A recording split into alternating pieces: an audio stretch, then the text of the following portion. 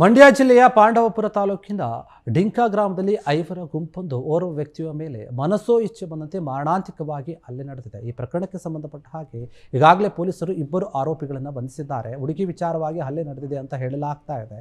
ಇನ್ನು ಈ ಒಂದು ವಿಚಾರ ಏನಿದೆ, ಗಿರೀಶ್ ಮತ್ತು ಮದ್ದಪ್ಪ ಎಂಬಾತನನ್ನು ಪೊಲೀಸರು ಈಗಾಗಲೇ ಬಂಧಿಸಿದ್ದಾರೆ. ಹಲ್ಲೆಗೊಳಗಾದಂತಹ ವ್ಯಕ್ತಿ ಹಾಗೂ ಹಲ್ಲೆ ಮಾಡಿದವರು ಸಂಬಂಧದಲ್ಲಿ ಅಣ್ಣ ಮತ್ತು ತಮ್ಮಂದಿರು ಅಂತ ಹೇಳಲಾಗ್ತಾ ಇದೆ. ಈ ಒಂದು ವಿಚಾರ ಏನಿದೆ, ಹಲವು ವರ್ಷಗಳಿಂದ ಎರಡೂ ಕುಟುಂಬಗಳ ನಡುವೆ ಗಲಾಟೆ ಇತ್ತು. ಆರೋಪಿ ಗಿರೀಶ್ ಕುಟುಂಬಕ್ಕೆ ಪ್ರಕಾಶ್ ಕುಟುಂಬಸ್ಥರು ಏನಿದ್ದಾರೆ ಚುನಾವಣೆಯೊಂದರಲ್ಲಿ ಸಹಾಯವನ್ನು ಮಾಡಿರಲಿಲ್ಲ. ಹೀಗಾಗಿ ಇದರ ಬಳಿಕ ಆಗಾಗ್ಗೆ ಎರಡೂ ಕುಟುಂಬಸ್ಥರ ನಡುವೆ ಗಲಾಟೆ ಕೂಡ ಆಗ್ತಾ ಇತ್ತು. ಕೆಲ ದಿನಗಳ ಹಿಂದೆ ಯುವತಿಯೊಬ್ಬಳ ನಾಪತ್ತೆಯಾಗಿ ಪ್ರೇಕರನೊಂದಿಗೆ ಹೋಗಿದ್ರು. ವಿವಾಹವನ್ನು ಕೂಡ ಆಗಿರುತ್ತೆ. ಈ ವಿಚಾರವಾಗಿ ಪ್ರೇಮ ವಿವಾಹಕ್ಕೆ ಪ್ರಕಾಶ್ ಸಹಕರಿಸಿದ್ದಾನೆ ಎಂಬ ಒಂದು ಆರೋಪ ಕೂಡ ಇತ್ತು.